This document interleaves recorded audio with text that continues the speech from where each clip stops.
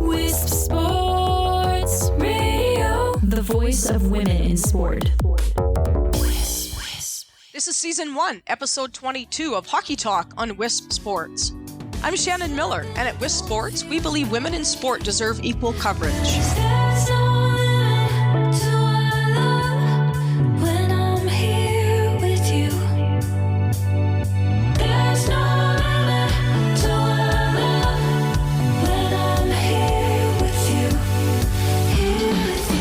I'm delighted to announce my sponsor, Yugo.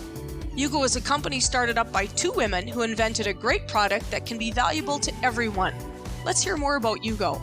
Have you ever thought you had the best protection for your phone only to find it failed?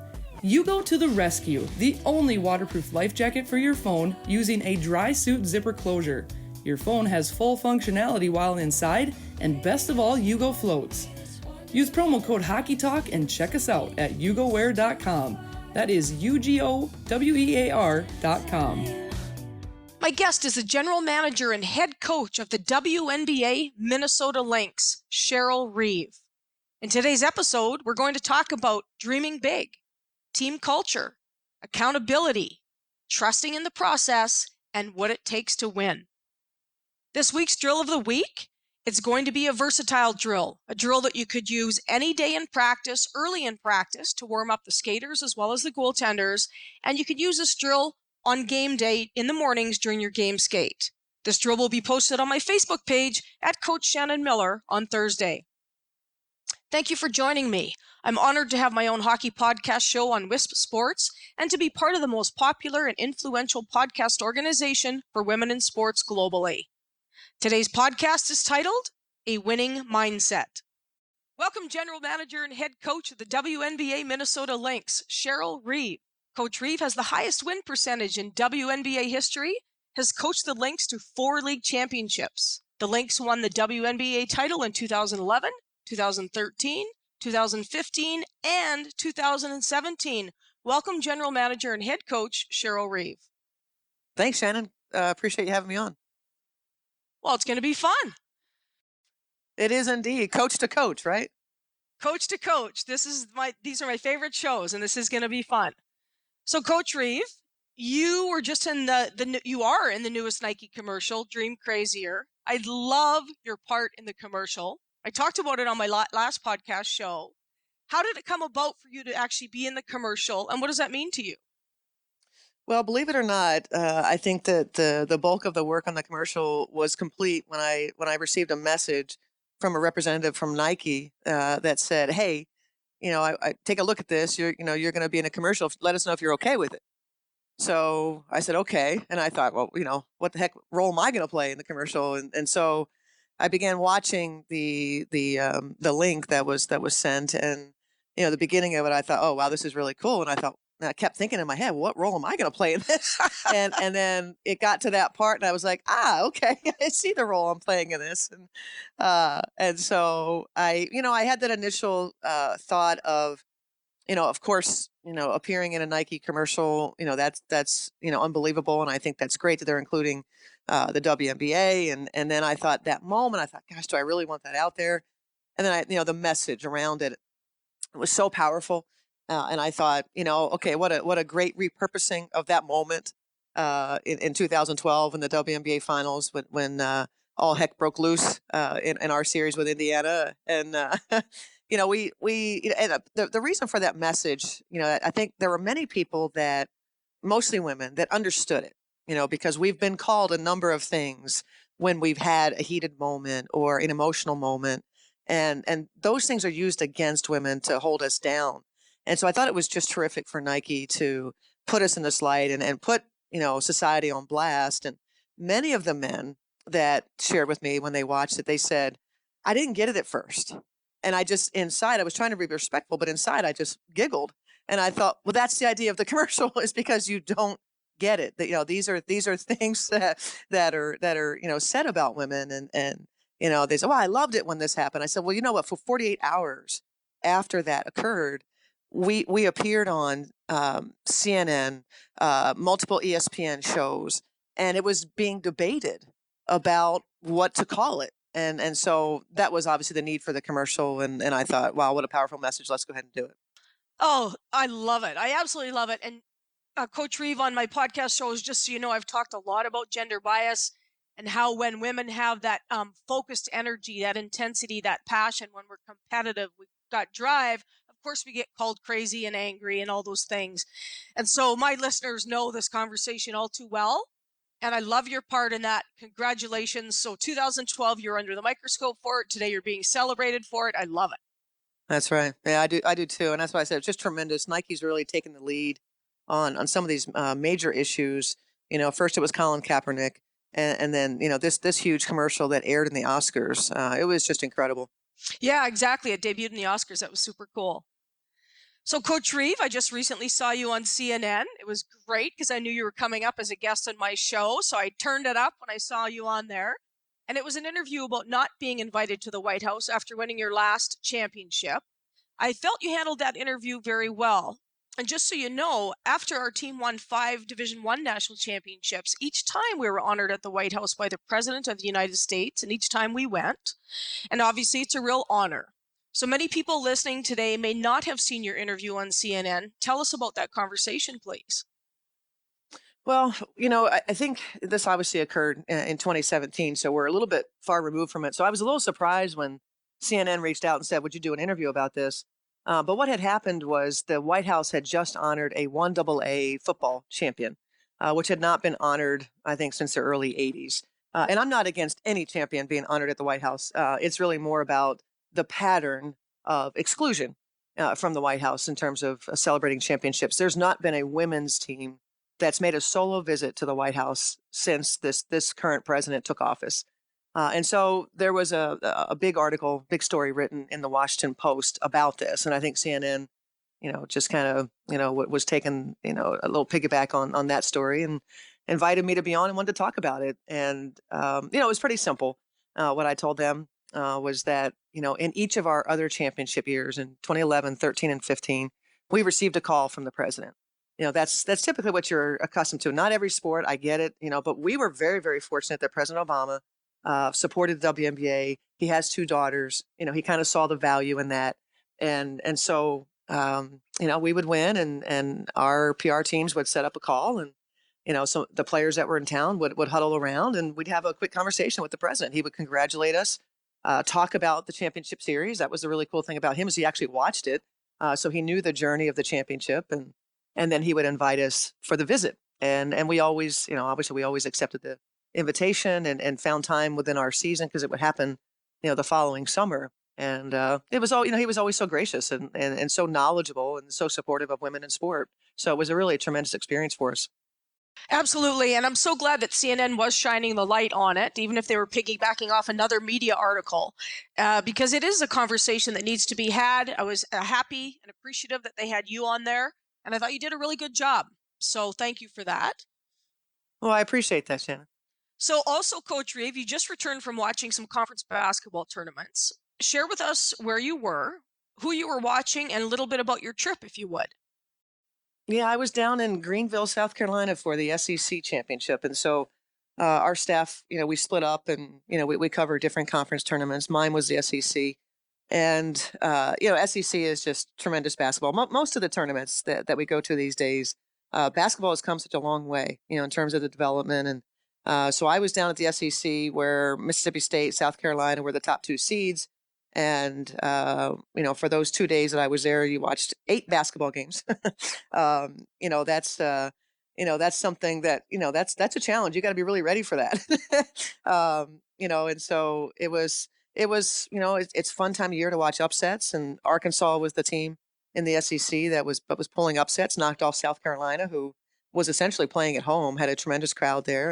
And Arkansas led pretty much the whole game and ended up upsetting South Carolina and went on to the championship game and lost pretty big to Mississippi State. So for me, who I'm watching, there's a number of prospects. And I've told, for a number of people, it's not a secret. There's 8 or 9 players. We're picking number 6.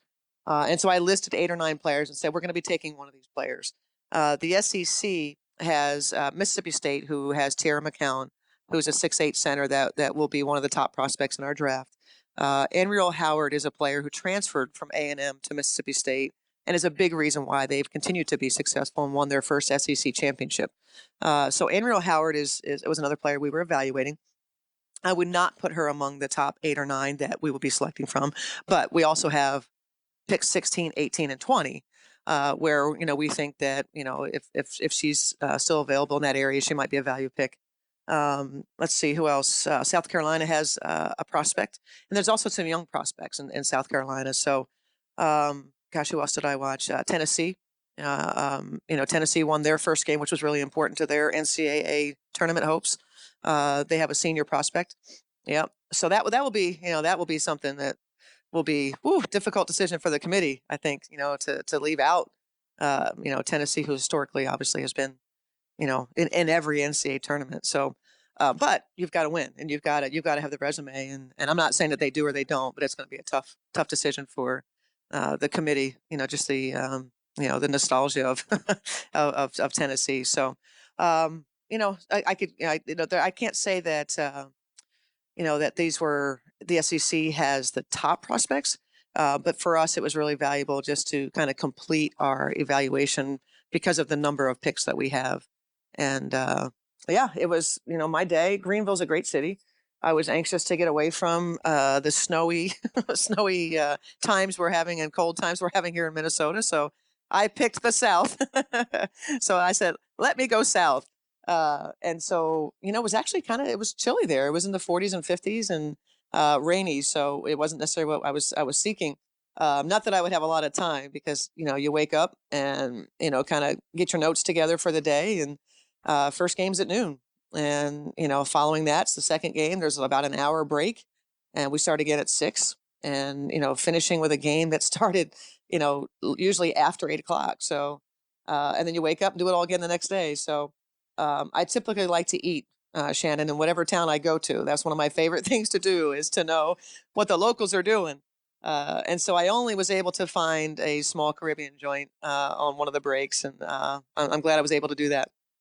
Well, it's always fun to hear about what other people are doing on their recruiting trips, and it sounds like fun, but I also know it's a lot of work, which you're obviously portraying in this conversation, and it is. They're long days and into the night, but they are fun.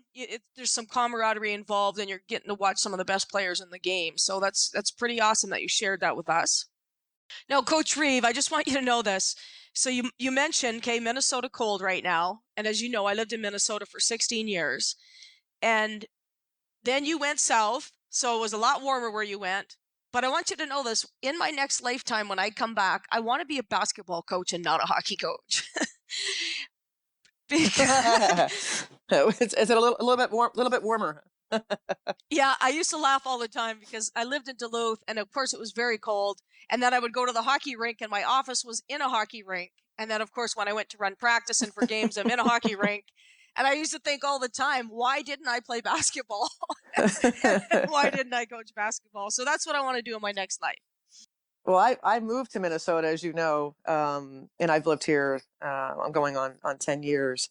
And that was one of the coolest things. I thought, oh, this is fun going to watch hockey. And then after a while, I thought, this is really cold going to watch hockey. And I have a 4-year-old that I'm raising here in Minnesota. So there's no doubt that at some point he's going to be playing hockey. And I'm excited for that piece. I love the game of hockey, but I'm not necessarily looking forward to those moments of being a bit chilly watching my son play.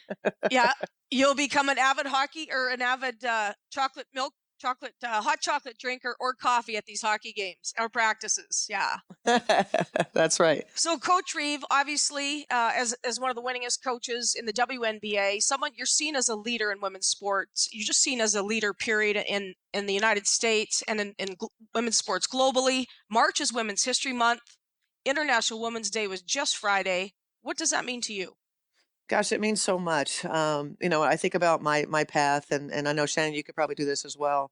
And historically, when you think about when you started, who the players were, not meaning actual players, but in your life, who the players were that sort of guided you and maybe gave you advice, sometimes good advice, sometimes not so good advice, but you learn in both situations. And I think for me, that's what I think about, how lucky I was, one, to have a strong, powerful mom, that I still have, who is very strong-willed, and sort of the competitive side, I think, comes from her. That I have the competitive gene, and I think about my high school coach, who was gracious enough to invest in me, and counsel me and talk to me about what was next. As I graduated from high school, and identified. I was actually the typical three-sport athlete. That most of us were when we were playing. I actually enjoyed the game of softball more at that time than I did basketball. And thankfully, I had someone like my high school coach that said, that's great. I think you actually are more talented in softball, but your career, you're going to have a chance to get a scholarship, and there's more money in it, and you probably should pursue basketball. And without that, I don't know that I would have. And I was writing letters to softball coaches throughout the country. I was sure I wanted to go away from home. I wanted to go somewhere and play high level softball. And I'm not sure that I could have. That was what was in my mind. But the basketball, so then I turned my full attention, to basketball. And I was fortunate to get recruited because I had a teammate that was a really good player, and they were coming to see her, and I was able to, latch on to one of those situations. So thankfully for my high school coach. And then I've had, just some great mentors along the way. I would say most of them, have come in my 19 years in the WNBA, whether it's a Lynn Dunn, and Donovan, who gave me my opportunity to coach in the WNBA. My first job, I was sort of a part-time assistant that made $5,000, and I would have done it for nothing. And she probably knew that, but it was just Exactly. just to get the start. So I've just been so fortunate. And also what it means to me is, it's a time to, kind of shine the light. And, social media is amazing, that you get to see so much. And that's what's really cool, just around the world, women's empowerment, and how much it's taking hold, and the traction that it's gotten, and the direction we're headed with that. So that's the day to, sort of, honor it, cherish it, that sort of thing. But it also, to me, means, there shouldn't just be this day that we're talking about it, and how far we have to go. So it's all of those things for me, all wrapped in one. Well, that's awesome, and you're right. I had a similar start to you, and a lot of people listening understand that you started for $5,000, and you needed an opportunity given to you by somebody else, and lots of different mentors, learning the good, the bad, and the ugly along the way. So I echo what you said, and March for Women's History Month is very important to myself as well. So, Coach Reeve, we know you're a winner. Coaches always want to win.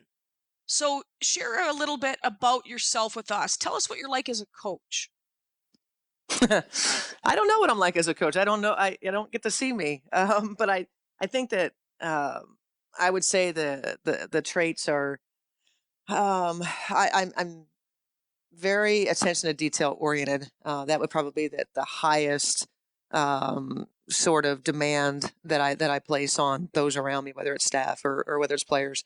I think you probably coach the same way, that that it's a fine line between winning and losing when you're at the highest level, and so we want to make sure that if we're not going to be successful in that game, it's not going to be because of something we could have controlled through our attention, our preparation.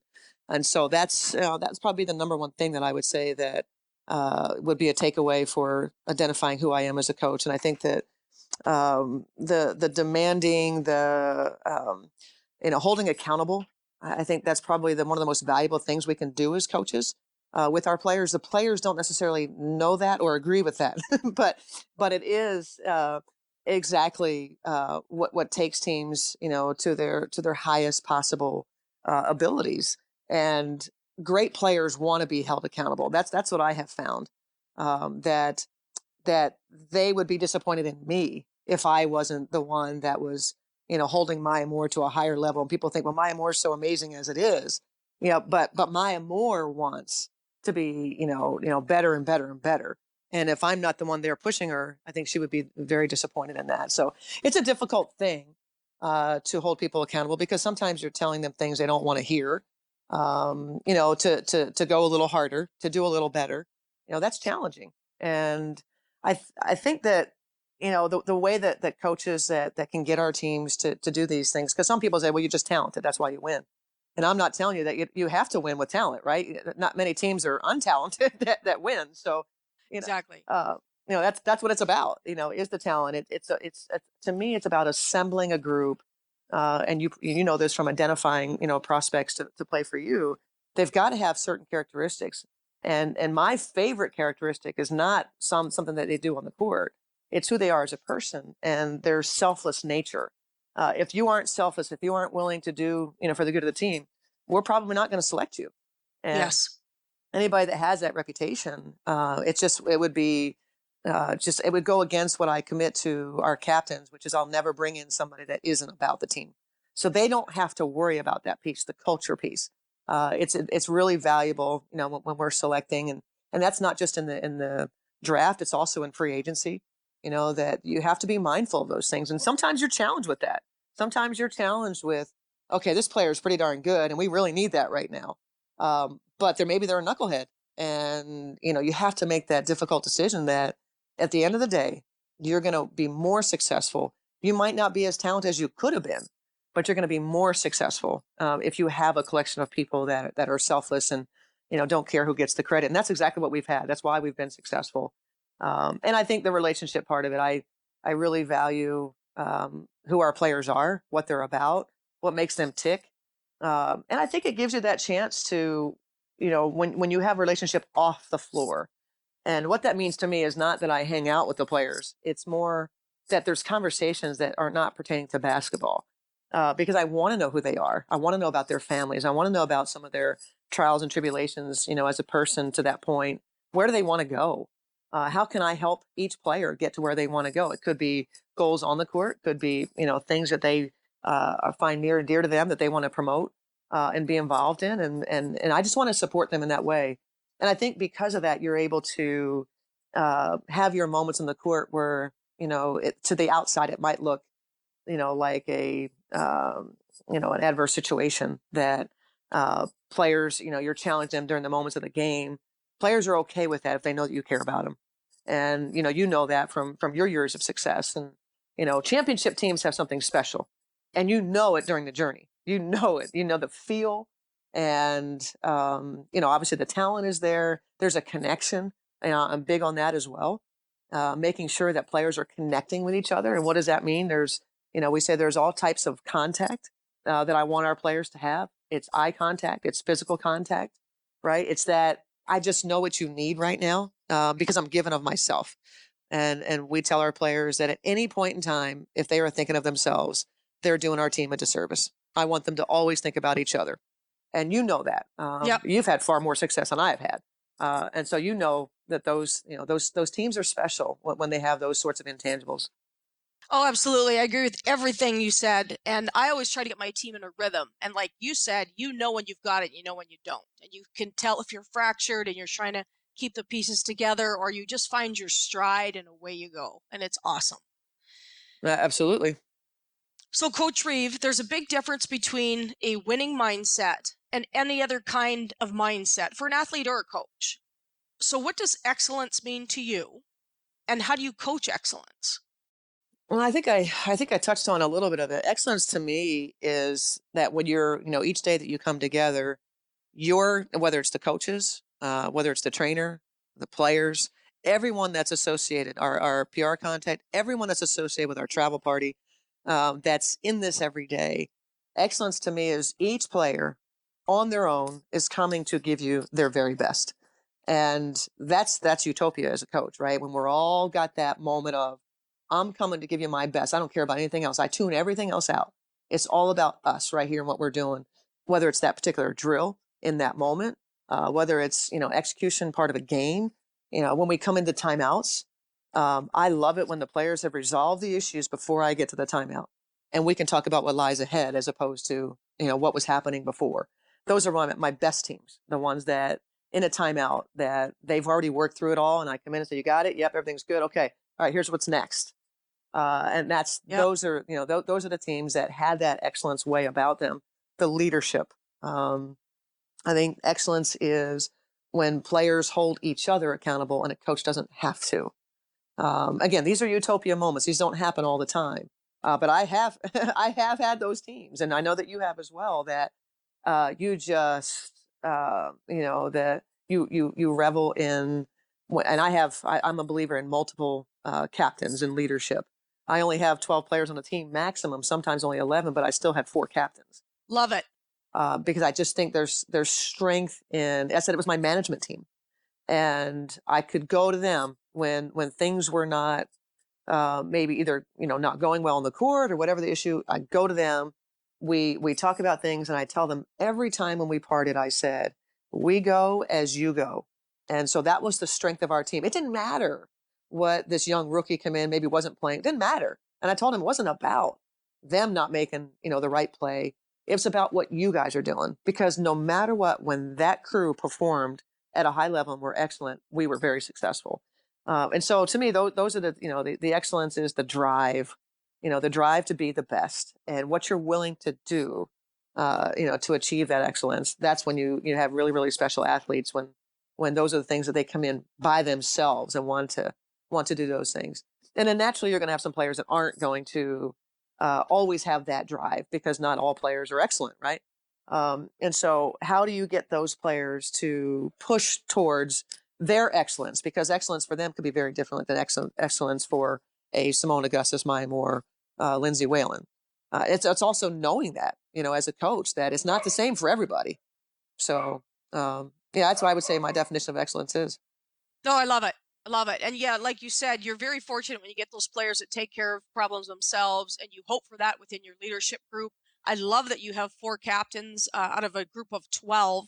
I like to identify 6 leaders. In hockey, we typically carry 21 to 23 players. It's unusual in hockey. Most people name a captain and 2 assistant captains. I don't feel like it's enough with a group that large. I agree. And as you know, when we've had great leadership within the team, you do great things as a team. When you don't have great leadership, you're fractured and all hell breaks loose. So, absolutely. You know it well.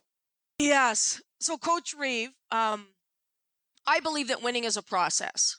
So, what is the importance of trusting in the process to you? What does that mean? I mean, trust is at the center of it. And that so we have training camp that only lasts 3 weeks. And I know that the lead up to most college seasons are much longer. We essentially, they're in other countries there, and then they all come back together for a training camp. And I've always said, this is my 19th year of doing it, that what you do in training camp is what you're going to do during the season. And so you already know your feel. And so for me, that trust piece, that is at the heart of any successful, whether it's a team, business, whatever it is. Trust is also hard to find. It's also hard to, it's not hard to identify. We all know what it feels like. But sometimes on a 12-player roster, you may not have all 12 that trust in what you're doing. Those are the teams that you're gonna, it depends on who they are, and what effect do they have on your roster, and to your ability to succeed. If we think that it's somebody that's meaningful and there isn't the level of trust, then that has to be addressed. I had a situation with a young prospect that wasn't buying into, the intangibles of how we treat each other. When we walk in, when we come in to do our job, when you drive to work, when you come up the elevator, when you pass through the players' lounge, and you're starting to see people, trust for me has started with, the way that you carry yourself and the way that you greet people when you see them. Your all that stuff, eye contact starts right away. How you treat the person that's going to cook your breakfast, how you treat the trainer that's going to get you ready for the day. Those are all trust, that you're building trust for other people in you.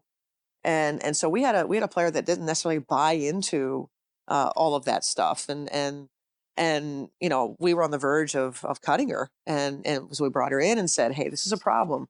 We've been saying this, this is really important. In order for them to trust you, you have to give of yourself in ways that you're just not.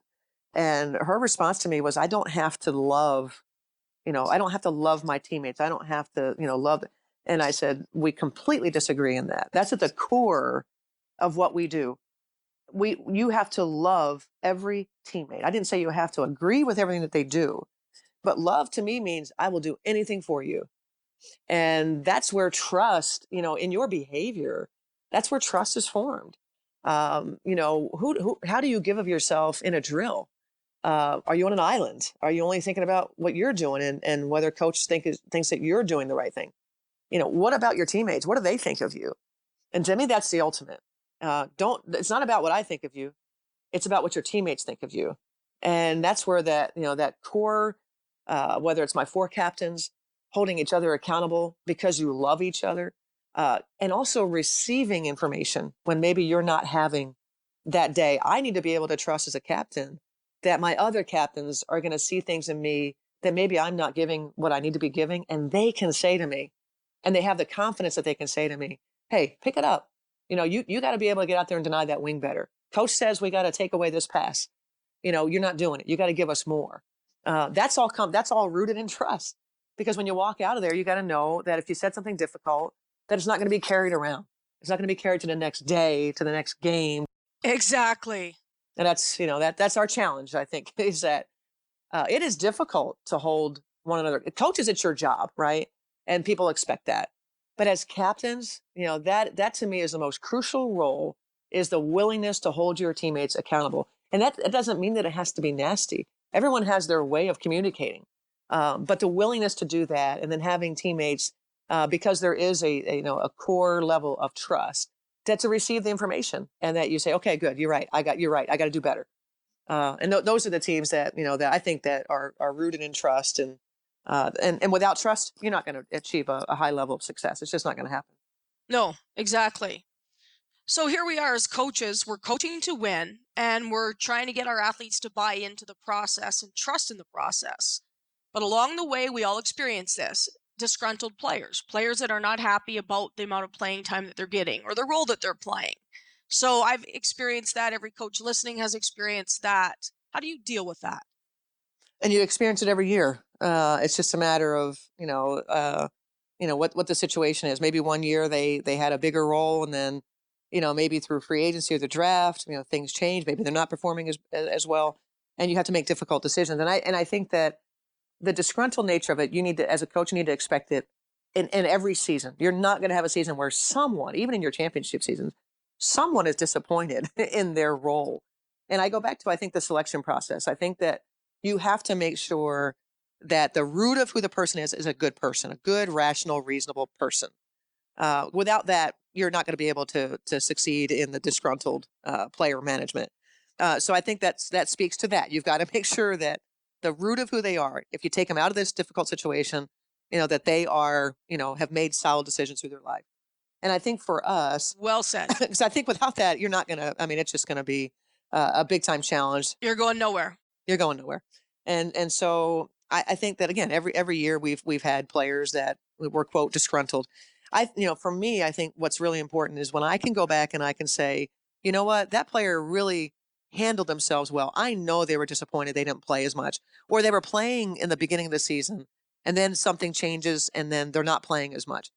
And so I identify a successful disgruntled player by, did people know they were disgruntled other than me? Were their teammates affected by, they were being disgruntled or disappointed? Do our fans know by their behavior on the bench? And so I think that's important. I tell all of our players, I don't expect you to be happy every second.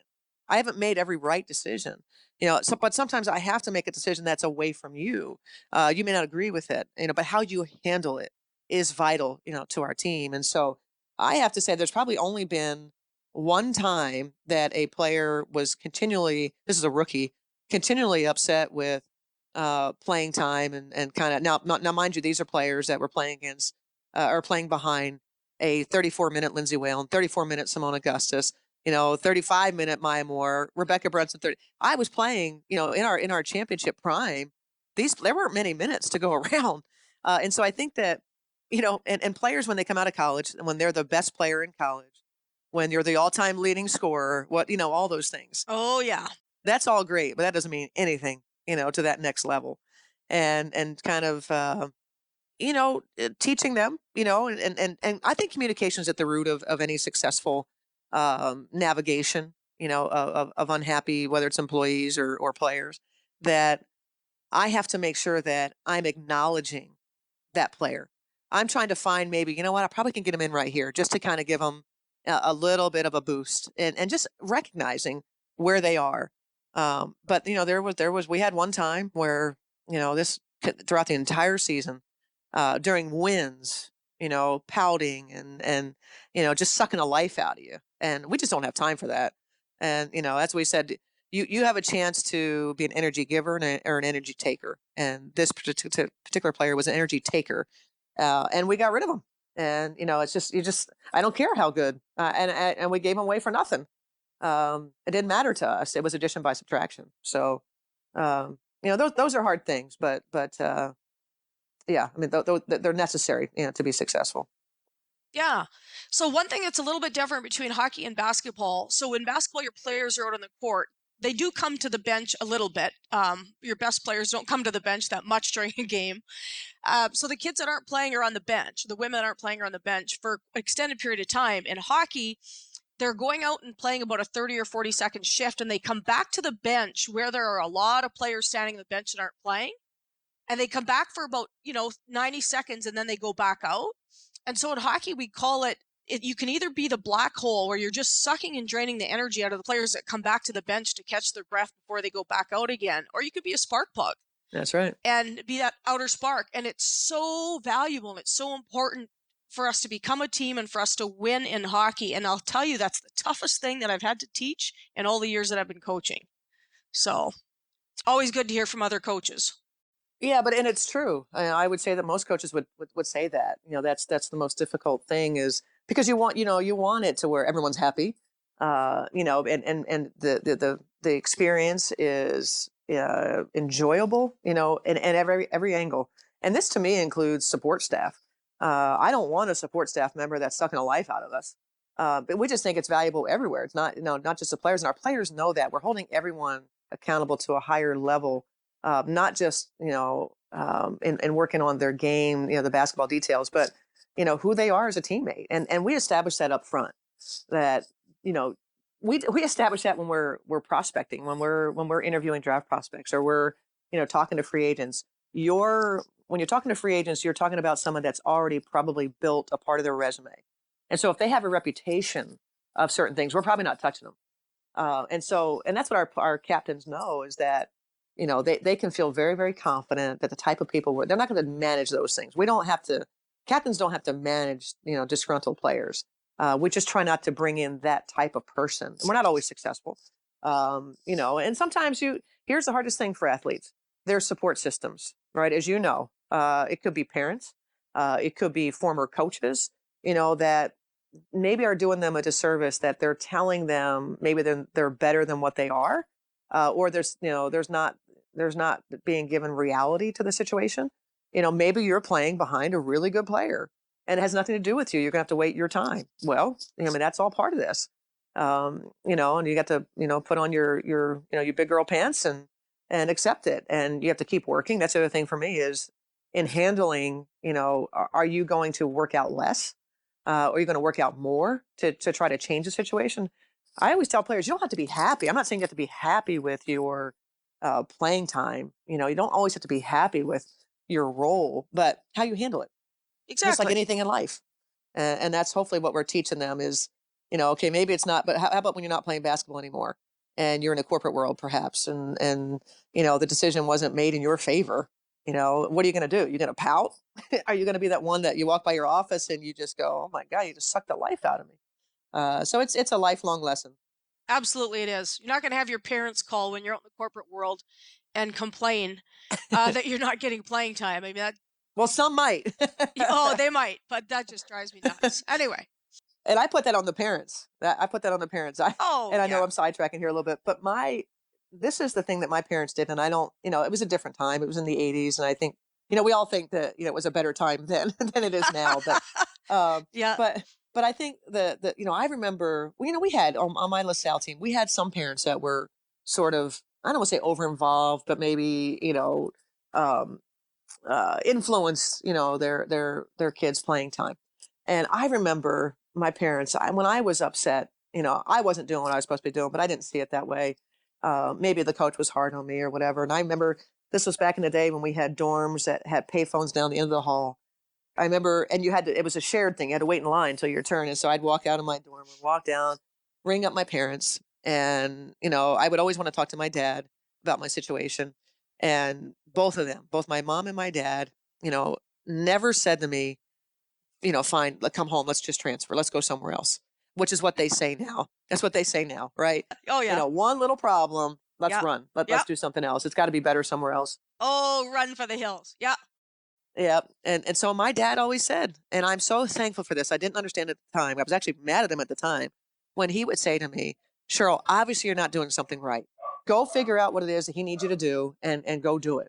And it was on me. It wasn't on the coach. And that just doesn't happen anymore. Right. And that's why you've become a winner. It's why you're successful. You have that foundation, that floor to stand on from your parents, from the way you were raised. So that's so important. So Coach Reeve, define personal success. Personal success. I think if you wrap up everything that we've talked about in terms of, the type of team you want, the culture, I think at the end of the day, personal success, you're talking, I assume as a coach, or are you talking off the court? Because they're two very different things. I don't think much about the non-basketball stuff, to be honest with you. But personal success is, As a coach, yeah. I was going to say, it's just as a coach, I think it's doing all those things that we talked about, and driving and pushing and challenging. But at the end of the day, them having fun competing together is where I go, that was successful. That was fun. That's success. And that's not always easy to accomplish, because sometimes, if you look at our team, we had a run of 7 or 8 years of competing for championships, 4 championships in 7 years. We were in the WNBA finals 6 of those 7. And so, in year 8, it's kind of like a relationship, and they self-diagnose themselves that sometimes in a relationship, when you get to, 5, 6, 7 years, things that were cute in the beginning aren't cute anymore. And so how to navigate that. And this group was mature enough to kind of go, okay, this is happening, hey, this is kind of like a relationship, I remember, and like how to figure it out. And at the end of the day, if we're not having fun doing what we're doing, and I'm not saying every moment is fun, but if the totality of the experience isn't fun, then it wasn't a success. And most likely, those players aren't going to give you everything that they have. And that's, for me, the root of it. If we're not competing and having fun while we're competing, why are we doing this? And that's kind of been our mantra, that I didn't say every moment was fun. I didn't say that, putting in the hours every day is always easy, but it's necessary. And yeah, so making sure that you're doing it with a level of, I guess I don't want to say levity to it, but that, you understand that it is a game. It's not the end of the world when you don't win, but that's a contagious mindset. I like players that think it is the end of the world when we don't win. Yeah. You got to have some of those, and we have. That's absolutely why we've been successful. They don't sleep at night, just like the coaches don't sleep at night. But at the end of the day, as long as you can, gather with your players after a game, a couple of them come into the coach's locker room and have a beer with the coaches, that to me is the success part, that they want to be with you and they want to talk about what just happened and what's next. And I've been so fortunate, and I know you've had those years too, that it's just so much fun. It was hard. The harder it is, the more fun it is when you actually, reach the mountaintop. And we've always talked about that. So that's personal success. Yeah, that's great. So you touched a little bit on professional while you were talking about personal. Do you want to talk strictly about professional success, or do you feel like you've nailed it already?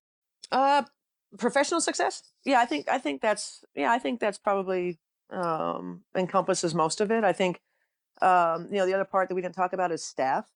Am I being a mentor? Am I giving opportunities to women to coach, former players? Those are things that I look at. That I want to be. I think they said one time that you can't be all things to all people. I try to be all things to all people. In that, I think that you're responsible for a lot as a head coach, right? You're responsible not just for the players, but who you bring in your support staff, whether it's your trainers or whether it's your operations people, your general managers, your PR people, your CRP, all of it that touches it. And we want to make sure that all of them are having, obviously the great experience. You're challenging them in what they're doing, what they can do better.